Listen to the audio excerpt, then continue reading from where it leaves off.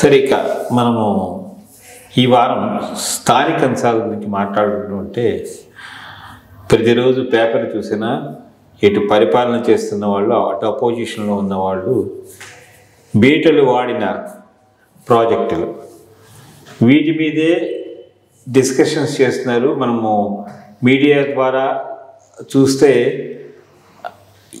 అసలు అది ఫీజిబిలిటీ కాని ప్రాజెక్టుని తీసుకెళ్ళి కాళేశ్వరంలో పెట్టారా, ఎందుకు పెట్టారు అనేటువంటి విషయం మనకి గోచరం అవుతుంది. నిజంగా సామాన్య మానవుడు అందరూ ఆలోచించవలసిన విషయం. దీని మీద మరి విపరీతమైనటువంటి ఖర్చు జరిగింది. ఇప్పుడు సగటు తెలంగాణ వ్యక్తి మీద భారం కూడా బాగా పెరిగింది. ఎందుకంటే అవన్నీ ఉంటే పర్వాలేదు, కానీ కుప్పకూలిపోతే ఏముంటుంది అంతా అందరి మీదను. మనము ఈ మేడిగడ్డ, కాళేశ్వరం ఈ ప్రాజెక్టుల మీద అయిపోయింది, బీటలు వారింది, బీటలు వారుతోంది. దీన్ని ఏ విధంగా మనము సమన్వయం చేసి తెలంగాణ ప్రజలకు భగీరథ పథకం అని అన్నారు. ఆ భగీరథ పథకం అనేది ఏ విధంగా నెరవేర్చగలదు కాంగ్రెస్ ప్రభుత్వం? అంటే అపోజిషన్ మీద బురద జరగడం కాకుండా దీన్ని ఏ విధంగా ముందరికి తీసుకెళ్ళగలదు అనే దాని మీద మీ యొక్క... ఇది భగీరథ కాదు, ఇది Kakatiya. Bhagiratha drinking water, Kakatiya irrigation. ఆ రకంలో కేసీఆర్ గారు డివైస్ చేశారు. ఈ ఇరిగేషన్ ప్రాజెక్టు ఒక major source of election funding కింద ఆలోచన 2004 తడవాలని 4 తర్వాత కంబైన్డ్ ఆంధ్రప్రదేశ్లో స్టార్ట్ అయింది. నాకు తెలిసి 2004 దాకా చంద్రబాబు నాయుడు గారి టైంలో ఇరిగేషన్ బడ్జెట్లో ప్రొవిజనే ఉంటే 1200 కోట్లు 1500 కోట్లు ఉండేది. ఖర్చు ఒక 700 కోర్సో 800 కోర్సో చేసేవాళ్ళు, అంతకు మించి ఎక్కువ ఖర్చు అయ్యేది కాదు.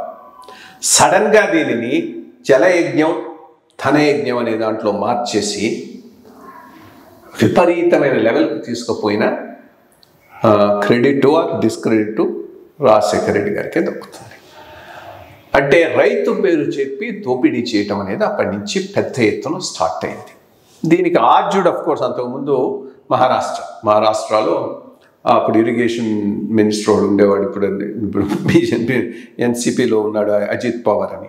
అక్కడ మొదలు పెట్టాడు, పెద్ద బడ్జెట్లు పెట్టి అవసరం ఉన్నా లేకపోయినా ఇరిగేషన్ ప్రాజెక్టులు పెట్టేయడం. రెండోది దీనికి ఏమి తోడైందంటే ఈ లిఫ్ట్ ఇరిగేషన్ ప్రాజెక్ట్స్ వచ్చేసేటప్పటికి దోపిడీ ఈజీ అయిపోయింది. మామూలు రిజర్వాయర్లు కట్టడం అంటే చాలా సంవత్సరాలు పడుతుంది, ఒక టర్మ్లో పూర్తి కాకపోవచ్చు. సో లూటింగ్ అంత ఈజీ కాదు.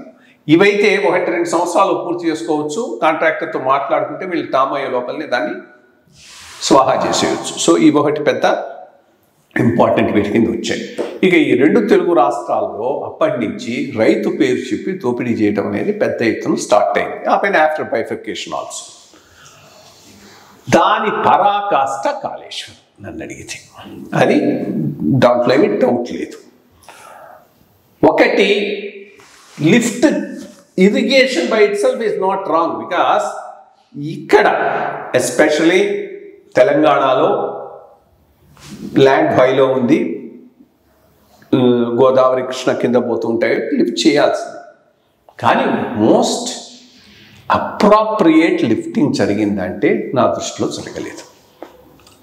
అతడు ఏంటిది 1,80,000 కోట్లు ఒక ప్రాజెక్ట్ మీద 2 ప్రాజెక్టుల మీద ఖర్చు పెట్టడం అంటే సబ్ కాంట్రాక్టర్లు ఇంటర్నేషనల్ లెవెల్ కాంట్రాక్టర్స్ అయిపోయినారు.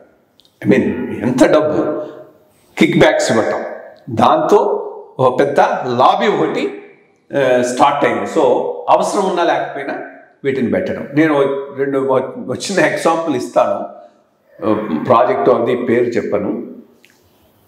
ఒక ప్రాజెక్టుకు L2గా ఆ రోజు ప్రభుత్వంలో ఉన్న వాళ్లకు కావాల్సిన వాడు L2 వచ్చాడు. L1 ఏదో చైనీస్ కంపెనీ వచ్చింది. అది మనకు ముందు కాస్త ఐడియా వచ్చింది. సో టెక్నికల్ ఎగ్జామినేషన్లో L1గా ఉన్న చైనీస్ కంపెనీని డిస్క్వాలిఫై చేసేసారు. సో L2 L1 అయినాడు. ఈ L2కు L1కు మధ్య వాళ్ళు చేసిన కొటేషన్లో డిఫరెన్సే 400 కోట్లు 300 కోట్లు ఉంది. సో ఇప్పుడు L2 కన్ఫర్మ్ చేసేసారు, అంటే 300-400 కోట్ల ఎక్స్ట్రా. ఎందుకంటే వాడిని చైనీస్ వాడిని డిస్క్వాలిఫై చేసి ఉండారు టెక్నికల్గా. అదే చైనీస్ వాడికి చూడుంటే మొత్తం కాస్ట్ 300 కోట్లు తగ్గుంది. ఆ పైన ఏం చేశారు, ఆ చైనీస్ వాడిని పిలిపించి వీళ్ళకి కావాల్సిన L2 దగ్గర కూర్చోబెట్టి వాడు కోట్ చేసిన డబ్బుకే వీడికి సబ్ కాంట్రాక్టర్గా ఆ పని చేసే పని అప్పగించారు.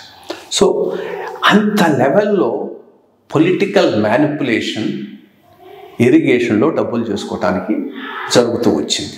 అది అప్పుడు 300-400 కోట్లు, ఇప్పుడు 1,00,000 కోట్లు 1,50,000 కోట్లకు చేశారు. అంటే ప్రాణహిత చెవెల్లా 38,000 కోట్ల రూపాయలు ఉన్నప్పుడే దానిని అప్రూవ్ చేయటానికి చాలా ఆలోచించి భయపడ్డారు ఆ రోజు ఫైనాన్స్ మినిస్టర్ రోసే గారు. చాలా ఆయన ఎక్కడి నుంచి ఎక్కడికి పోతుందో ఏమొస్తుందో అని క్యాబినెట్కి పెట్టి క్యాబినెట్ చేశాం. 38,000. ఈరోజు అడిగింది లేదు, పెట్టింది లేదు.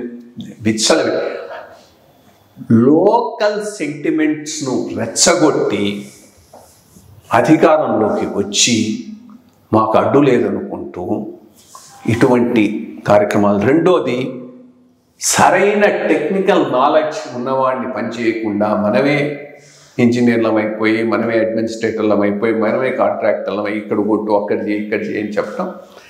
రెండోది, దీని పెద్ద ఎంక్వైరీ జరగాలి. ఎవడు ఇచ్చాడు ఈ డబ్బులు, ఇచ్చినటువంటి ఆ బ్యాంకర్ ఎవడు?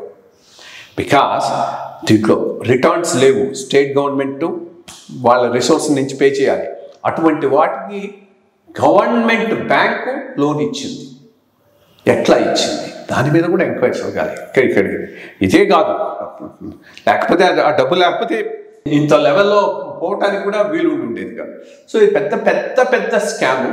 దాంట్లో ఏమీ డౌట్ లేదు. ఆంధ్రాలో జరుగుతుంది, ఇక్కడ జరుగుతుంది. బట్ ఇక్కడ ఈ మనం వాళ్ళు అడిగేవాళ్ళు లేడు అన్న లెవెల్లో రెచ్చిపోయినారు వీళ్ళు. సో దీని మీద బట్ ఏమీ కాదని నేను అనుకుంటున్నాను. ఎందుకంటే ఫైనల్గా నేను చూస్తూ ఉంటాను కదా, అసెంబ్లీలో రచ్చ చేస్తారు. మాకేమైనా భయమా? ఎంక్వైరీ ఏమో అంటారు, ఆఖరికి ఏం ఎంక్వైరీ కాదు. వేసినా అది ఎప్పటికో ఎక్కడికో పోతుంది. చిత్తశుద్ధి అటు లేదు ఇటు లేదు. అది సింపుల్.